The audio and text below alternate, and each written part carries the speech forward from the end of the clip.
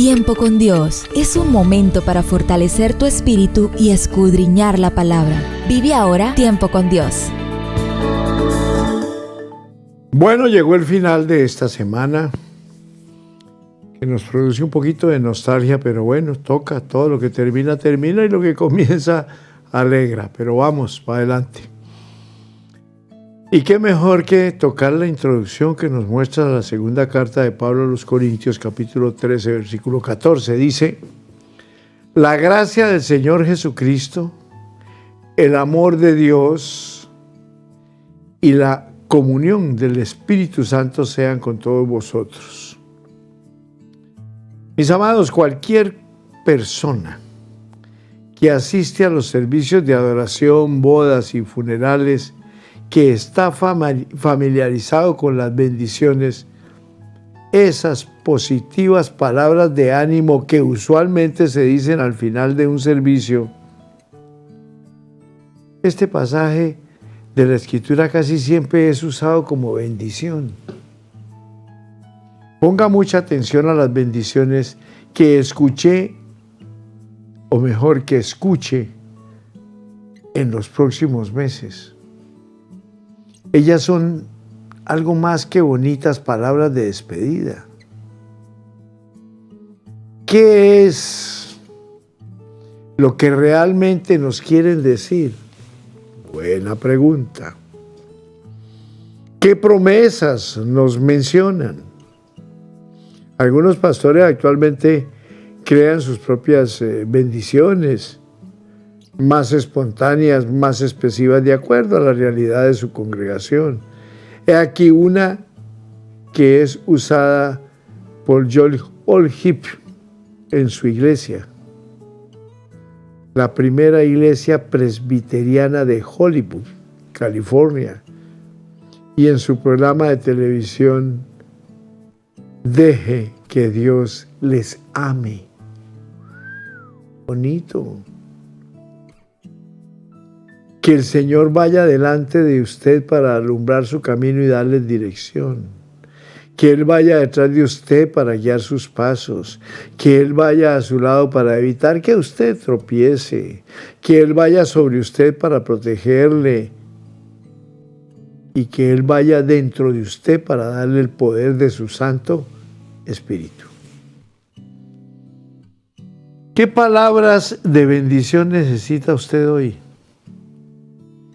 Todos necesitamos las promesas de la palabra de Dios para fortalecernos, animarnos, levantar nuestros pensamientos y sentimientos y hacer que nos movamos hacia adelante. La palabra de Dios puede proporcionarle todo esto. Busque en la palabra y escriba en una hoja aquellas promesas que usted necesita. También escriba las promesas que cree que su cónyuge necesita y coloque alguna en la billetera o cartera de él o de ella, allí donde sea fácil encontrarla. Cuando termine la meditación de hoy, ¿qué bendición le gustaría darle a su cónyuge? Durante algunos minutos piense en esto y después conversen sobre esto. ¿Cuál promesa de la palabra de Dios es más significativa para usted hoy? No sería mala idea tener bendiciones diarias. Todos necesitamos recordar cada día quién es Dios y qué es lo que ha hecho por nosotros. Y desde luego darle las gracias. Y si lo hacemos, sin duda recibimos una bendición de alto nivel para el día que comienza. Bueno, siguiendo con el tema de Jesús es el Mesías.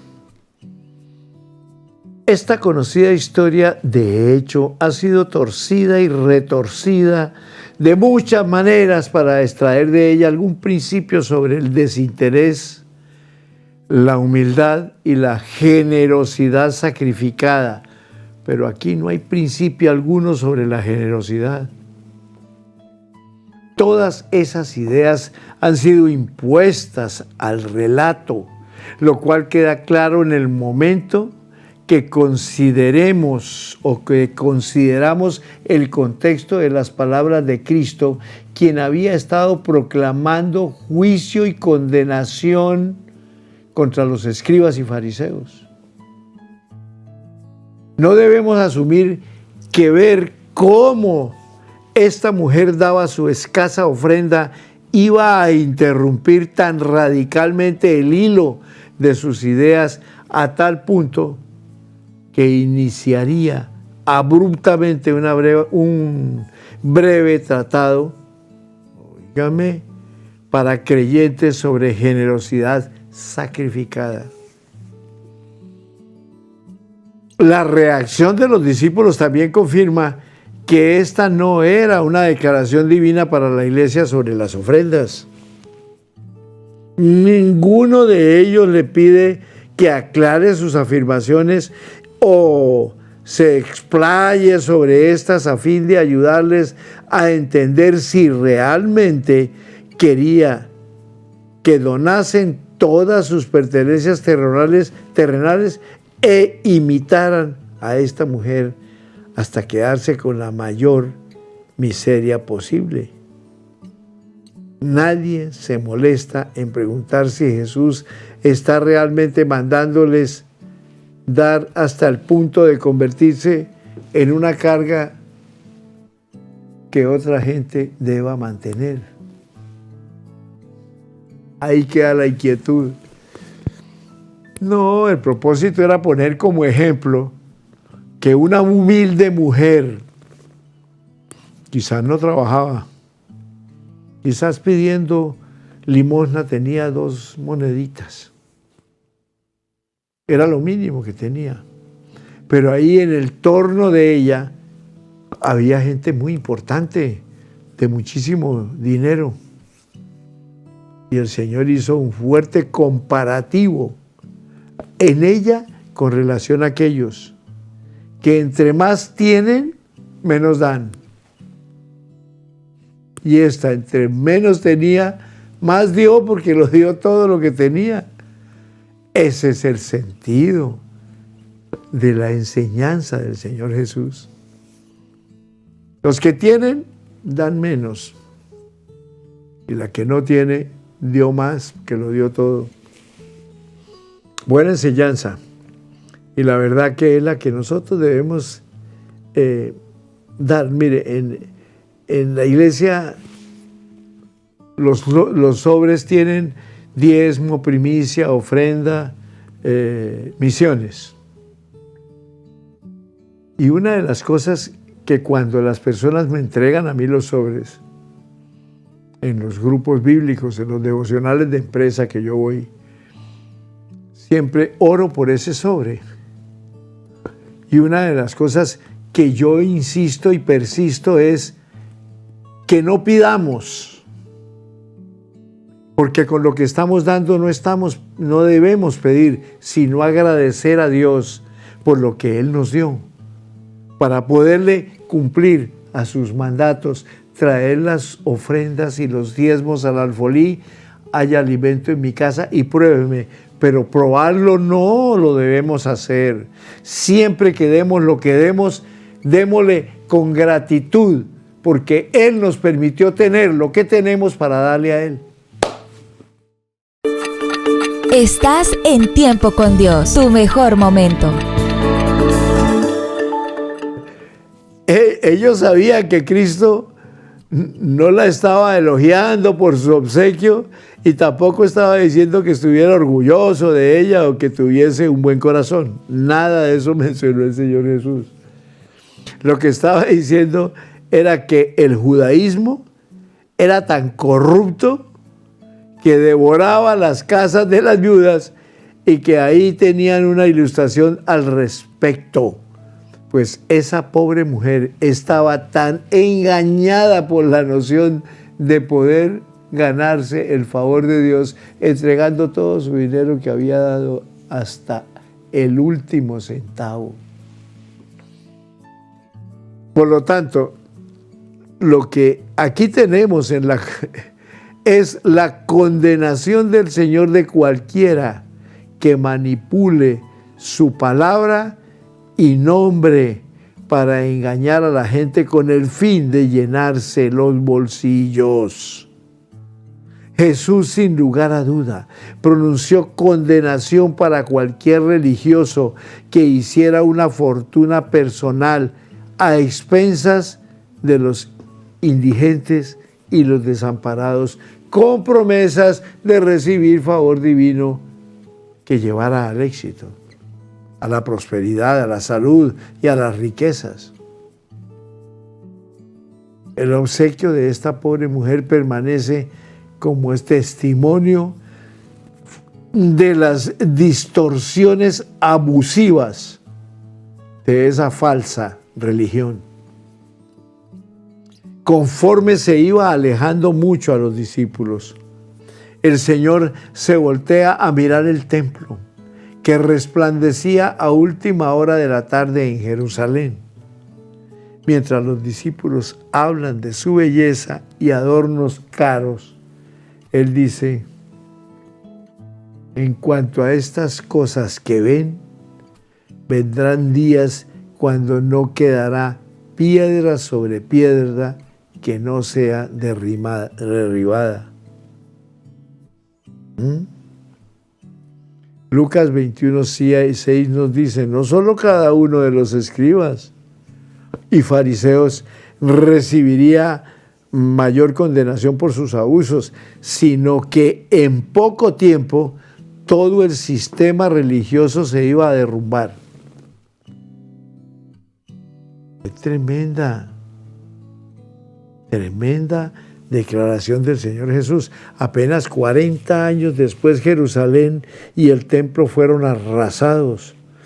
Todos los registros genealógicos fueron destruidos y el sistema de sacrificio llegó a su fin.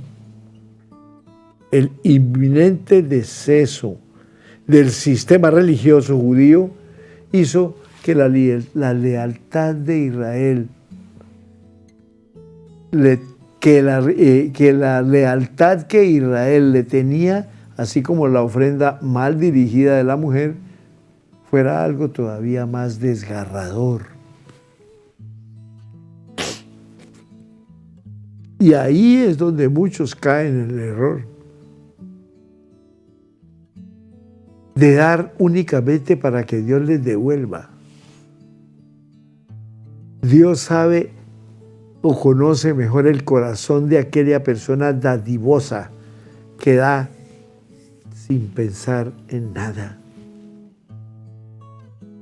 Y principalmente cuando da por agradecimiento que Dios le permitió tener ese peso, esos 10, esos 20, esos 50. Aquí está su ofrenda, Padre. Esto es suyo, de lo que tú me diste, yo te estoy devolviendo. Gracias, Padre, porque es una oportunidad que tú eres quien me la das. Nadie le puso la plata en sus manos, no. Ella de lo que tuvo, dio. Y muchos, teniendo mucho, no dan. Aquí resulta una pregunta final. Miren, conforme llegamos al final de la Semana Santa, en las horas previas al arresto y juicio del Señor Jesús, tenemos que preguntarnos si este es un mal final. ¿Es esta forma de terminar la historia del Hijo de Dios rechazado, traicionado, afligido y arrestado? ¿Daña o desacredita este aparente fracaso en algo de afirmaciones de divinidad de Cristo? ¿Fue Jesús al final un simple hombre con una extraordinaria percepción de la moralidad y la religión? No. Y Lucas 22 nos muestra por qué. El capítulo empieza con la conspiración de los principales sacerdotes y los escribas. después de la recriminación feroz y pública que había recibido en Mateo 23, la ira que le tenían a Cristo alcanza un nuevo nivel. Ahora están más decididos que nunca a silenciarlo y por fin tienen a alguien con información privilegiada que les ayude. Lucas 22:3 dice: entonces Satanás, que el Señor lo reprenda, entró en Judas,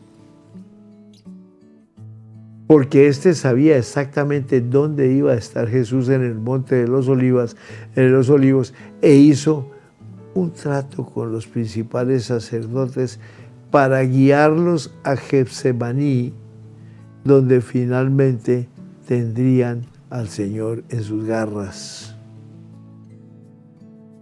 Ahora, es jueves por la noche. Jesús y sus discípulos están en el aposento alto celebrando la última Pascua, verdaderamente durante la cual Cristo instituye la cena del Señor y advierte a sus amigos que el futuro de ellos no sería fácil. Les habla de la persecución y el odio que enfrentarán por parte del mundo antes de hacer una afirmación asombrosa. En la intimidad del aposento alto, Jesús hace la estremecedora proclamación de que Él es aquel de quien se profetizó en Isaías capítulo 53. Porque les digo que es necesario que se cumpla en mí aquello que está escrito. Y fue contado con los malhechores, porque lo que está escrito de mí tiene cumplimiento. Lucas 22:37. Y qué hermoso es saber que quedó escrito algo para mí, para usted y para todo el que está en sintonía de tiempo con Dios. Que Él llevó nuestros dolores a la cruz del Calvario. Que el castigo de nuestra paz fue sobre Él. Eso dice Isaías 53. Y que por su llaga, óigame, no la llaga de sus manos, de sus pies, sino de todo su bendito cuerpo, de la cabecita hasta la planta de sus pies. Eso fue una sola llaga. Y por esa llaga fuimos nosotros curados. Ese es el sentido perfecto que dijo el Señor Jesús, que estaba escrito muchos años atrás por Isaías en el capítulo 53 y tenía que darse cumplimiento en Él, que era el que iba a pagar ese precio por ustedes y por mí. Estás en Tiempo con Dios, tu mejor momento. Israel rechazó la invitación final de Cristo e ignoró su condenación final, algo a lo que llamaremos el reconocimiento final. Jesús cita Isaías 53:12 no para aislar ese versículo, sino para enfocarse en todo el capítulo. Dice dos veces algo parecido tanto al principio como al final en Lucas 22:37. Es necesario que se cumpla en mí. Lo que está escrito de mí tiene cumplimiento. Jesús estaba afirmando que su ministerio y pronto su vida no es un fracaso, que tenía que ser de esta manera. Las maquinaciones perversas del sistema apóstata de Israel no fueron una derrota, y las peores cosas que podían hacer iban a cumplir el plan de Dios. Como escribió Lucas, en la continuación de su evangelio. A este que fue entregado por el predeterminado consejo y el previo conocimiento de Dios, ustedes mataron clavándole en una cruz por manos de inicuos. Jesús es el Cordero de Dios. Lo que al final puso a Cristo en la cruz no fue la traición de Judas, ni la trama de los principales sacerdotes, ni la indiferencia de Pilatos, ni tampoco las confabulaciones de Satanás. Fue el plan de Dios todo el tiempo. ¿Por qué? Porque alguien tenía que tomar el lugar de los pecadores. Según la profecía del Antiguo Testamento, tenía que ser contado entre los transgresores. Esa no fue una derrota dolorosa y final, sino el cumplimiento necesario de lo que vino a hacer. Jesús había dicho a sus discípulos: tengo un bautismo con que ser bautizado. Y cómo me angustio hasta que se cumpla. Ahora está diciendo sin lugar a duda que Él es el cumplimiento de Isaías 53 e identifica específicamente las palabras contado entre los transgresores, versículo 12.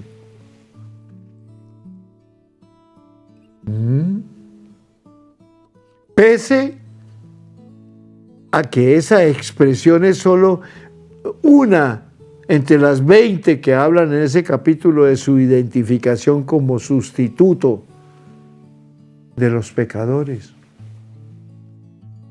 Si nos fijamos en Isaías 53, veremos que se divide en 4 partes.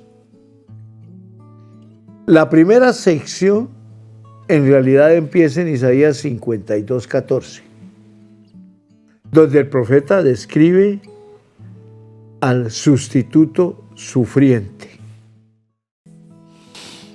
De la manera que muchos se asombraron de él, así fue desfigurada su apariencia, más que la de cualquier hombre, y su aspecto más que el de los seres humanos. Isaías 53:2 continúa en esa línea. No hay parecer en él ni hermosura.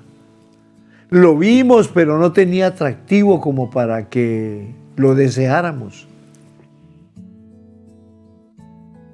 Él iba a estar cubierto de cicatrices y desfigurado, así que resultaría repulsivo a quienes lo vieran.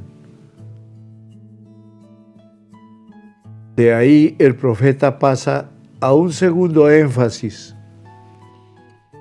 el sustituto suficiente. Isaías escribe: ciertamente Él llevó nuestras enfermedades.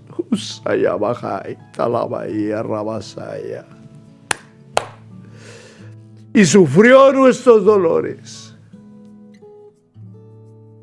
Nosotros lo tuvimos por azotado, como herido por Dios y afligido. Pero Él fue herido por nuestras transgresiones, molido por nuestros pecados.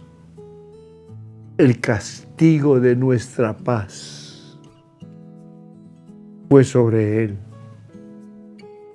Y por sus heridas, por sus llagas, fuimos nosotros sanados.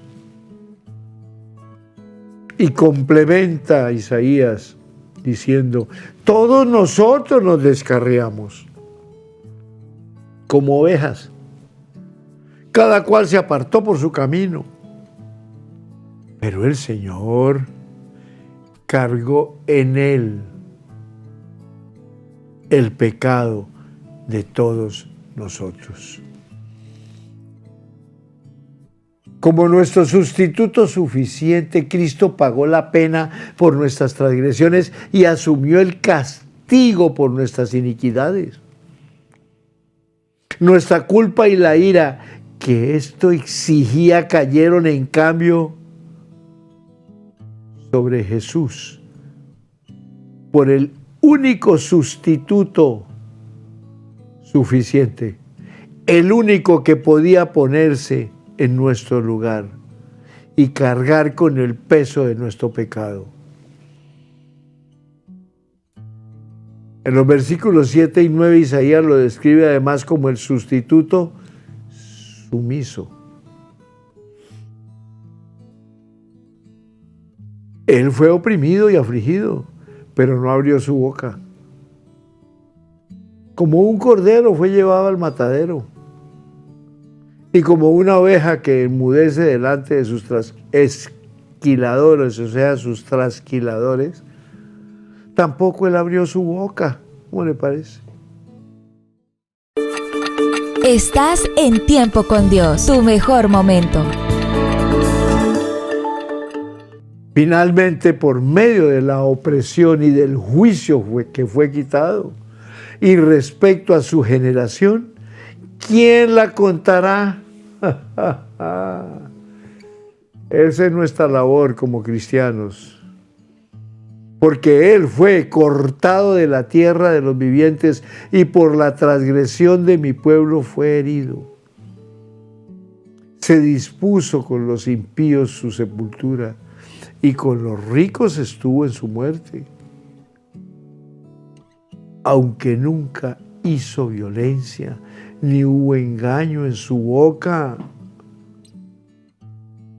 El Dios Todopoderoso asumió la pena por nuestro pecado, así como todo el odio, la burla, el abuso que el mundo podía lanzar sobre Él, pero sin pensar en su propia defensa.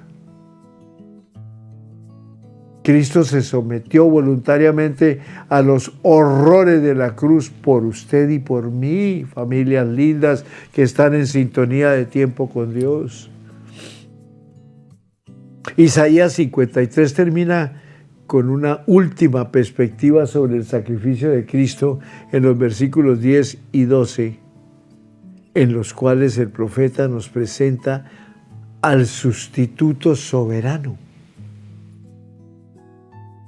Con todo eso, el Señor quiso quebrantarlo y lo hirió. Cuando se haya puesto su vida como sacrificio por la culpa, verá descendencia. Yo soy uno. Por su bendita misericordia estoy aquí sentadito hablando de Él. Vivirá por días sin fin y la voluntad del Señor será en su mano prosperada. A causa de la angustia de su alma verá la luz y quedará satisfecho. Por su conocimiento mi siervo justo justificará a muchos y cargará con los pecados de ellos.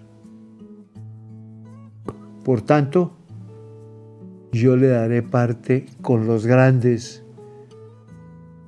y con los fuertes repartirá despojos, porque derramó su vida hasta la muerte y fue contado entre los transgresores, habiendo él llevado el pecado de muchos e intercedido por los transgresores, y uno de esos soy yo.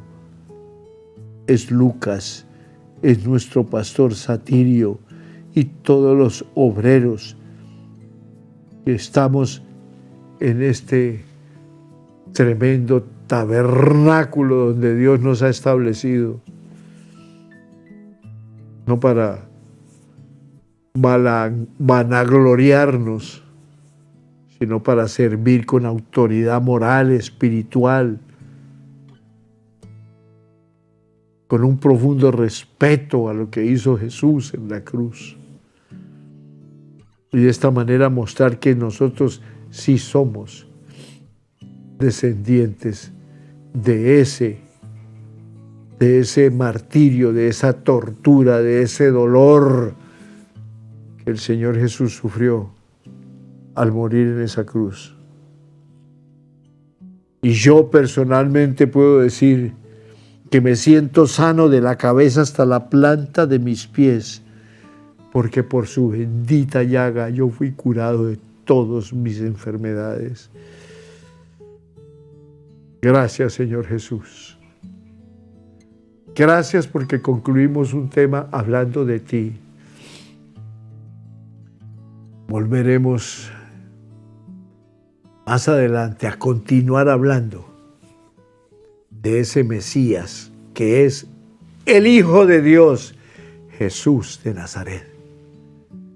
Gloria a Dios, gloria a Dios, gloria a Dios. Gracias, buen Padre, por darnos este privilegio de hablar con autoridad, con propiedad. No estamos leyendo el periódico de ayer, no estamos leyendo una revista más, estamos leyendo la bendita palabra de Dios y estamos certificando que está escrito en la revelación de la palabra, en la revelación de Dios para la humanidad, para que la humanidad entienda. Aunque a muchos por años les prohibieron leer la bendita palabra de Dios, entienda que ahí está la revelación de Dios, y esto que hemos narrado en el día de hoy tiene que ver con lo que fue una realidad por el bien de la humanidad que entró en maldición por la desobediencia, pero que el Señor mismo dijo que no quería que ni uno solo se condenara, sino que todos pudieran ser salvos. Miren esto con mucha propiedad. Ese horrendo sacrificio del Señor Jesús es para darnos vida y vida abundante, porque la muerte ya la traíamos desde el primer pecado original que cometieron nuestros primeros padres, que después se multiplicó a 4 generaciones, incluyéndonos a nosotros, bisabuelos, abuelos, padres, y que llegó a nosotros. Y dejémoslo ahí porque el tiempo se acabó. Bendiciones para todos en Cristo Jesús. Amén y amén.